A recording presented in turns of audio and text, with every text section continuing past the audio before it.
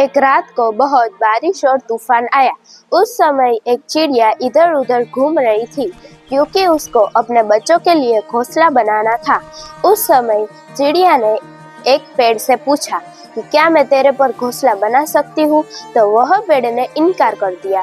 फिर बाजू में दूसरे पेड़ के पास जाकर वह चिड़िया ने बोला, क्या मैं तेरे पर घोंसला बना सकती हूँ, तो वह पेड़ ने हाँ बोल दिया। और फिर सुबह तक वह चिड़िया ने घोंसला बना लिया था। फिर दूसरे दिन जब बारिश और तूफान आया, उस समय इनकार करने वाला पेड़ नदी में डूबने लगा।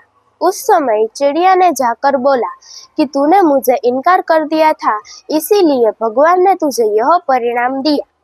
फिर पेड़ बोला, मुझे पता था कि मेरी जड़ें कमजोर हो गई है और मैं नहीं चाहता कि तुम और तुम्हारे बच्चे पानी में डूबकर मर जाओ। यह कहानी से हमें यह सीख मिलती है कि कभी कभी इनकार में भी भलाई होती है। तो मिलते हैं अगले सोमवार को ऐसी ही मोटिवेशनल स्टोरी के साथ। तब तक लाइक, शेयर एंड सब्सक्राइब।